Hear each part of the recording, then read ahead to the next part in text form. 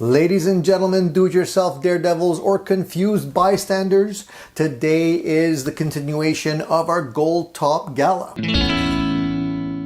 Today is video number 5 in a series where we take a ho-hum guitar and turn it into a Goldtop goddess.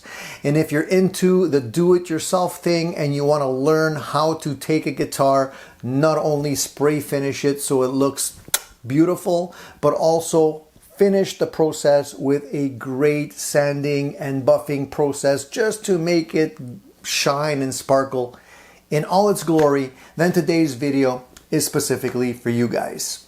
Now, if you haven't already watched the previous videos, those are extremely helpful, and I'll post a video link up here for you guys so you can watch those first. But today is all about making this thing shine. So we're going to be doing a sanding, wet sanding process, as well as a buffing process to let you know exactly what you need to do step by step to achieve these results without any special tools. Now, it's not glorious, guys. It's not exciting. It's not Hollywood. It's down and dirty, and it's pretty plain Jane. But if you're tackling a project like this, I think it's also extremely helpful. So we're going to jump right into it so I can show you all the steps along the way, and then we're going to have the final reveal of the guitar in question so you can judge for yourself how effective the whole process was at the end of the day. So let's get started. This is the continuation now of the wet sanding and buffing process that we're going to do on this Goldtop. You can see here I have my sandpapers laid out. We're going to be starting with a 600 grit, 8, 1000, 1005, 2000, 3000 grit. This is wet dry sandpaper.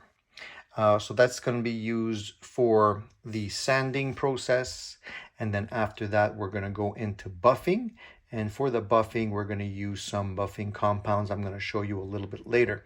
So because the finish on this guitar is very, I'd say pretty good, I wouldn't want to start with anything under 600 grit for this particular project. You're just making more work for yourself. So the idea here is to start the wet sanding, and what I'm going to do is I'm going to put the sandpaper to soak in some water with a drop of liquid dish soap, just so that it makes it easier for the sandpaper to slide on the surface. You don't want the sandpaper to get gummied up real quick, and the dish soap helps with that quite a bit. We're going to start off with the 600 grit sandpaper. I'm not going to be using a sanding block in this case because the surface of the guitar is curved, and if you use a sanding block for this, you're going to have issues. I would normally use a sanding block if the surface was flat like a Telecaster, but not for a Les Paul. We're just going to lightly sand it down so that the gloss is down a little bit, and then once that's done, we're going to be able to go to the next grit and start buffing the surface so it's shiny again. So as you can see here, there is a little bit of, you can call it orange peel if you want, but it's normal spray here. And we're going to take the shine off of that. We don't want to have any shiny spots at the end of the 600 grit. And then slowly we're going to bring it up to gloss. Once your papers have been soaking for a little while, with a little bit of a drop or two of dish soap, you're ready to start the process. I like to let them soak a little bit so they absorb most of the water. Now, depending on how well you did your spraying, you can determine whether or not you want to start with a 600 grit or a 400 grit or even an 800 grit. I'm going to start with the 6 and see how it goes from there. And if I see that the overall sanding is going relatively well, I might actually even go up to 800 grit and save myself some work. So when you're sanding, you want the paper to do the work. You don't want to overdo any of the sanding. You don't want to press too hard. You just want to go lightly around in circles and just remove the sheen at this point. Easy does it. You'll know you're done when you stop seeing little bumps like this that are glossy and everything is pretty much dull as it is here. So if you're seeing some of this here, that means you're not done with the sanding. And you want to just sand enough to make it uniform. Don't overdo the sanding. You can use water. Don't be afraid. It's not going to hurt the surface. And just keep going till you have a nice matte looking finish. So there's still lots to do here. Take your time, use the light reflections as your guide, and don't overdo it in terms of the pressure. You can't rush it. It takes the time it takes. You could almost feel it more than you can see it. And when the paper starts to glide nicely over the top, you can almost tell that it's time to move to the next grit.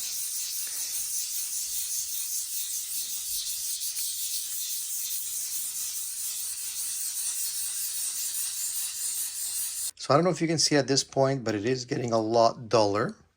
You can see that there are still some areas, if I catch them in the light, that still have a little bit of shininess to them. It's like here and a little bit here. And we want it all to be dull. Like you can see here, there's still some shininess. We want it all to look kind of like this. And when we have it all looking about there, then we can start with the higher grit sandpapers and start trying to get the shine back in. So we're almost there, but we still got some work to do. So here we have it. You can see that the finish now is much more matte looking. That's the look that we're going for here. And so now I'm going to jump to the next grit. We went 600. We're going to do 800 and 1,000, 1,005, 2,000. And we'll see where we end up. So I have a lot more sanding to do at this point. I'm going to jump over to the 800 and then I'll do the 1000 and I'll show you the difference. At that point, it should be slightly more glossy.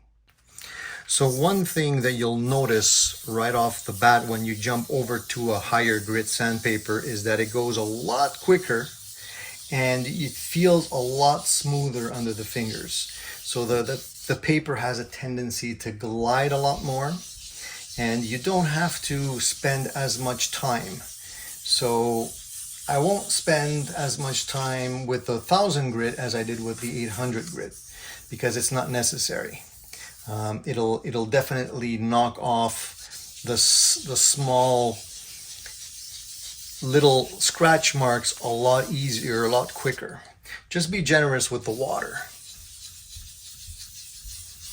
If it starts to get sticky or starts to bind, you want to add a little bit more water just so it keeps the paper from sticking and it glides over the surface. And I'm using a round motion here and it seems to be doing the trick for me. When you get over to the edges, you want to make sure you are extra careful along the edges of the guitar because typically there's a lot less clear coat there and you don't want to burn through the edges, but you want to make sure that you hit all of the surfaces and let the feel of the paper be your guide. You can definitely feel when the paper is sticking a little bit more in certain places. That typically means that the surface in that area is a little bit more rough. So we're up to 2000 grit. And things are going quite quickly at this point. Looking good so far. Again, trying to be consistent, covering all the surface as much as possible, paying specific attention to the small areas as well. You don't want to overlook anything and go by feel.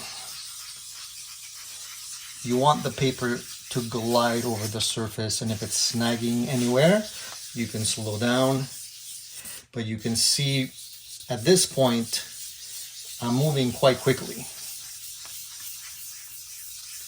Let the paper do its work and just move as quickly as you feel the paper will allow you to. All right, looks good. I can tell by the feel that it's definitely going to be a lot more glossy. So let me just clean it off here very quickly. Give it an opportunity to dry up a little bit.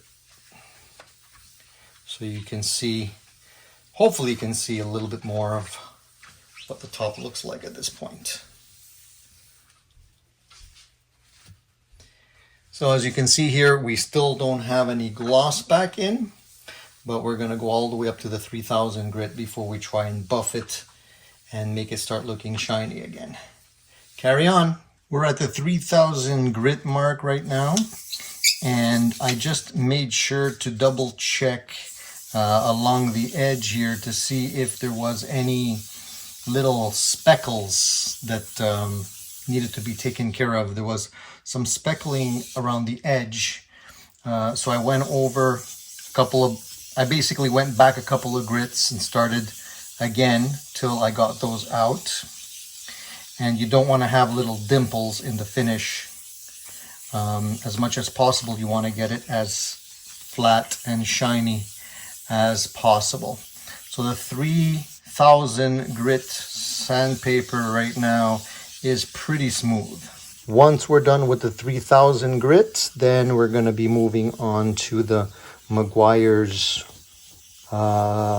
scratch remover.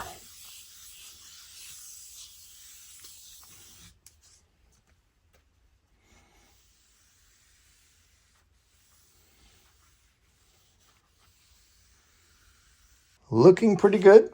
The scratch remover is going to basically put the shine back into this area here, and we're going to use a cloth. We're going to do some hand rubbing first, and then we're going to maybe use the drill if we need to, and we're going to see if we can get that to shine right up. So what I'm using here is plain old Maguires Scratch X. This works pretty good. I find it works adequately enough. You can use other products, but I find that this is easy to find. You can get this in most automotive part stores, and a little goes a long way. So I like to put the compound right on the surface and then use a cloth fiber to buff it in.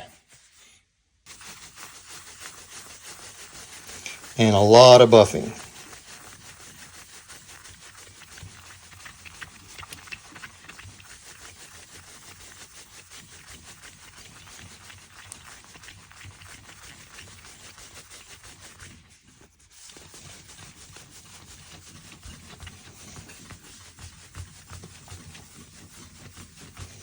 You can already see the difference, but we're going to keep at it till it's even more shiny than that. So after buffing for, I'm going to say 15 minutes with some Maguires Scratch X and a cloth, you can see how much shinier the surface is right now. Hopefully I'm catching the reflections appropriately here. Much better. Much more glossy, as you can see here, looking pretty good. The good news is, for those of you who love to hand buff, you can keep on going till this thing is really super glossy. There's obviously still some scratches on the surface at this point, but I'm gonna say this is pretty darn good for less than 20 minutes of buffing by hand. So I'm going to keep at it and see how far I can take it before I get tired. But overall, guys, I think we're almost there at this point, and we can definitely start thinking about putting this baby back together again.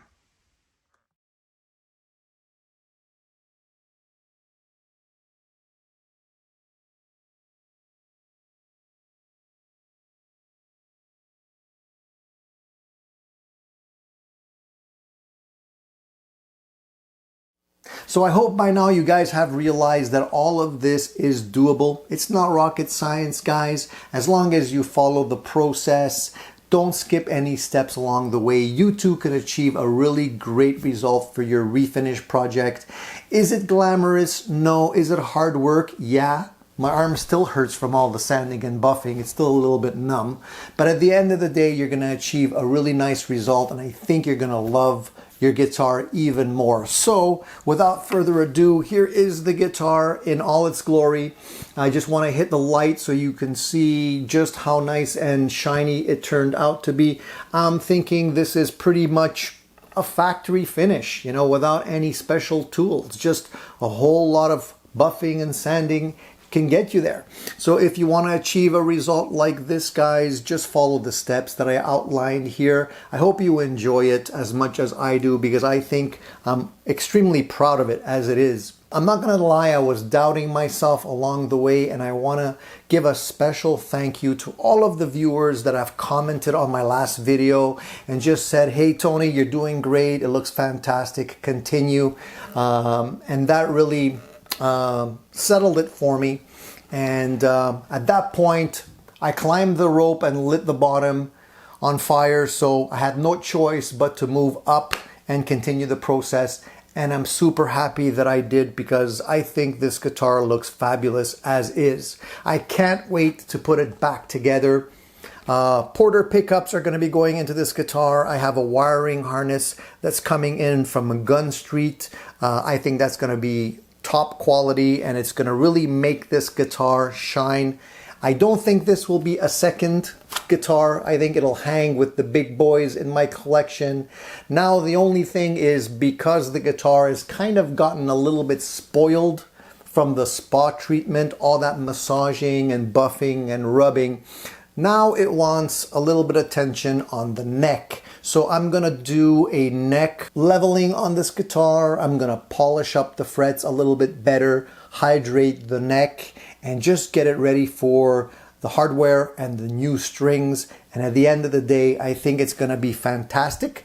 I'll show you the end result. We'll be playing this guitar so you can not only see how good it looks, but how great it's gonna sound, hopefully, at the end of the day. And guys, I'm super happy. I don't know if you remember the beginning shot of what this guitar looked like before we started, but it's looking fantastic now.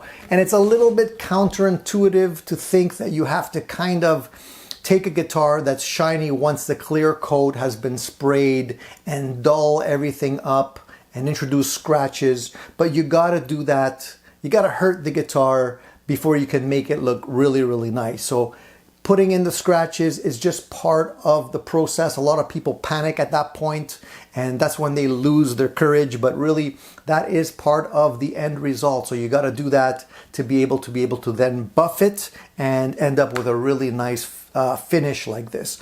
I also want to give out a big thank you to the good people over at Great Lakes Custom Color. Without them, I would not have had the products to be able to do this refinish project. They are a great Canadian company. They can not only supply great colors in rattle cans ready to go, but they can also custom mix your finishes if you need something specific. And they also do the refinishing themselves if you don't have the courage to do that. You can reach out to them. Great Canadian company. They were more than helpful in terms of giving me advice and encouraged me along the way as well. And I couldn't have done it without them. If you're doing any kind of refinishing on your guitars, you need to know about this company. So go check them out. The link to the website is in the comments section below. I know I've been talking a lot. I'm just excited. But one more thing, guys, if you haven't already subscribed to the channel, you got to do that. There's more videos coming your way. They're going to be great. And also, we do a live show every Sunday, 10 o'clock or 10:30 Eastern Standard Time right here on this channel. We have one coming up in a few days as well. So if you haven't already participated in that, you definitely want to check us out. Great community. And we basically have one big support group for people that are addicted to gear, like you and me. So if you have any questions, you can get them answered live during about an hour and a half, sometimes 2 hours of live chit chat. So please tune in for that. If you haven't already done so, you're gonna like it. That's it for now, guys. Thank you for your support. Thank you for your encouragement. We'll be back with more.